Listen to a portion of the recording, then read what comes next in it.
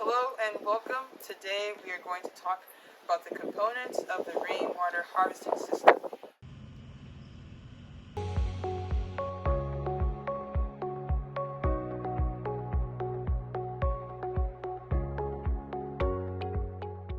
Behind me is a 500-gallon rain tank.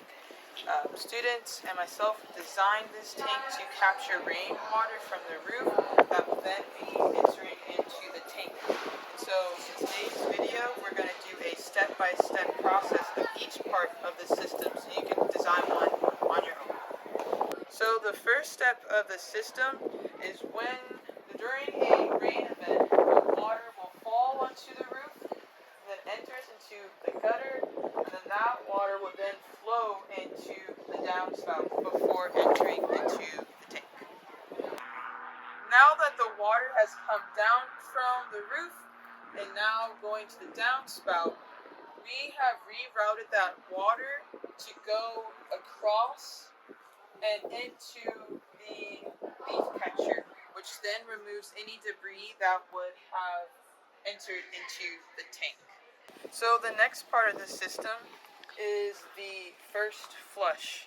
So this is after the water has went through the leaf filter system and all of the debris is removed.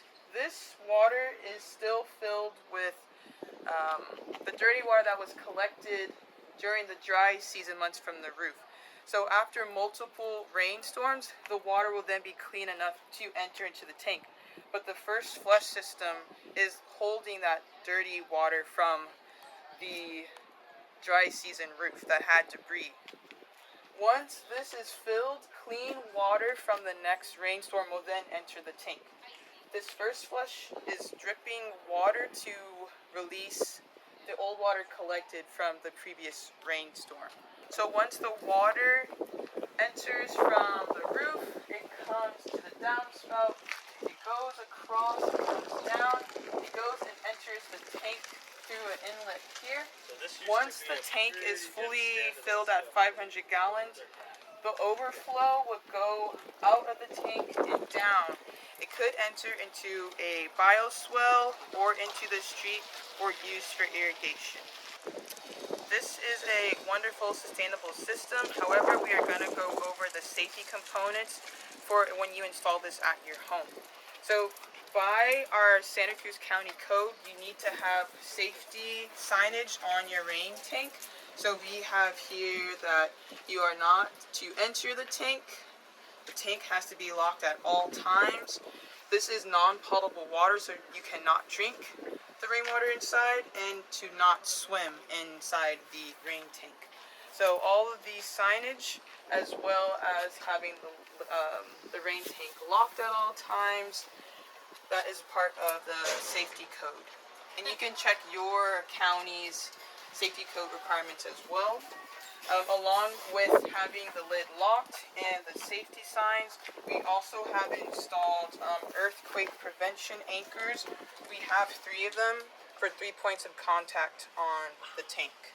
So during an earthquake event, the tank will not fall over.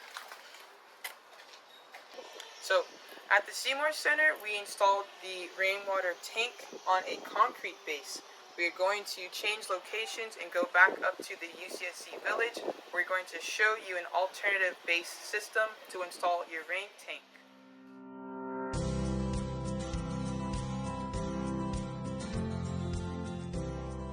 So now, coming from Seymour Center, we are here at the village garden. I'm going to show you the alternative layout for a rain tank base. So we have a wooden frame and underneath a wire mesh filled with gravel, rock, and sand. So we have this base to keep the tank leveled, to have earthquake resistance, and to have a level base for the tank to stand on, as this is an uneven surface that we built the tank on. So this site, we had to make some alterations to the design. Usually the rain tank would be right underneath the roof and gutter and leaf catcher, but this area will not allow that design. So we extended the downspout to come from the roof, come down through the first flush and leaf catcher, come across and over into the tank inlet here. So this is the component of the rain tank outlet, so you are able to get water from your rain tank to irrigate your garden beds. So first we have the bulkhead fitting, the diameter reducer to go into the ball valve, to then connect to a garden hose or however you want to extract your water from the tank. Yes, and here we're in the process of installing a Y splitter that will connect to this irrigation tubing and to a hose line, so we can use both. This is our tank to table system. It's a 500-gallon tank.